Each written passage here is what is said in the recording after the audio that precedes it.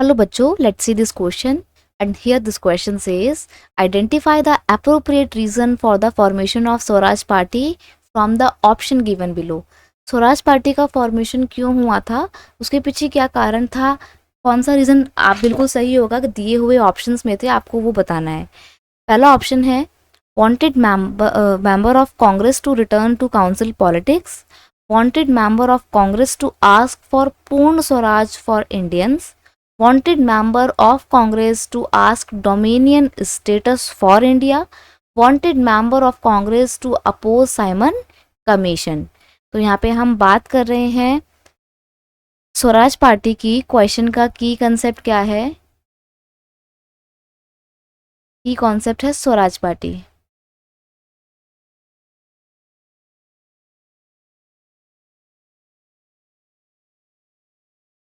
देखिए, स्वराज पार्टी की अगर हम बात करें तो इसको स्टैब्लिश किसने किया था?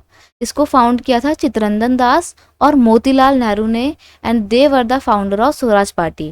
देखिए, चित्तरंजन दास और मोतीलाल नेहरू जवाहरलाल नेहरू के फादर हैं, जो कि आफ्टर इंडिपेंडेंस, जवाहरलाल नेहरू क्या बनते हैं आफ्टर इंडिपेंडेंस? इंडिया के फर्स्ट प्राइम मिनिस्टर बनते हैं। उनके फादर का नाम था मोतीलाल नेहरू। और देखो, जवाहरलाल नेहरू भी बाय प्रोफेशन एडवोकेट थे और मोतीलाल नेहरू ने भी लॉ की ही पढ़ाई की हुई थी। इन दोनों ने, चित्तरंजन दास और मोतीलाल नेहरू ने, दोनों ने मिलकर स्वराज पार्टी बनाई थी।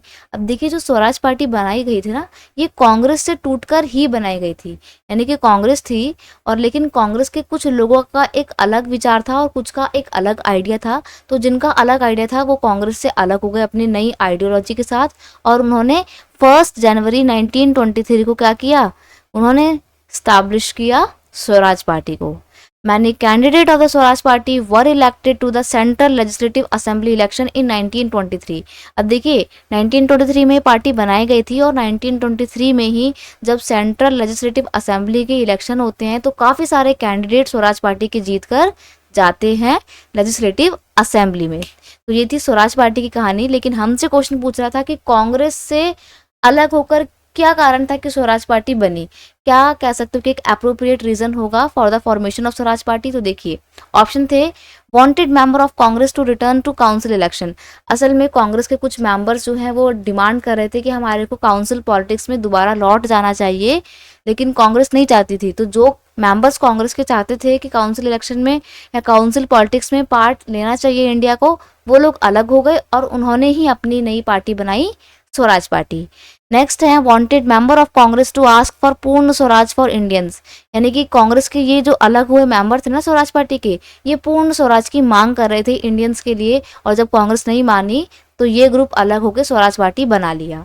नेक्स्ट है wanted member of Congress to ask dominion status for Indians. अब ये जो स्वराज पार्टी बनाने वाले लीडर्स थे, ये इंडिया के लिए डोमिनियन स्टेटस मांग रहे थे। नेक्स्ट ऑप्शन है wanted member of Congress to oppose Simon commission. यानी कि स्वराज पार्टी बनाने वाले जो लीडर्स थे, जो मेंबर्स थे, वो साइमन कमीशन का विरोध कर रहे थे, इसलिए कांग्रेस से अलग हो गए थे।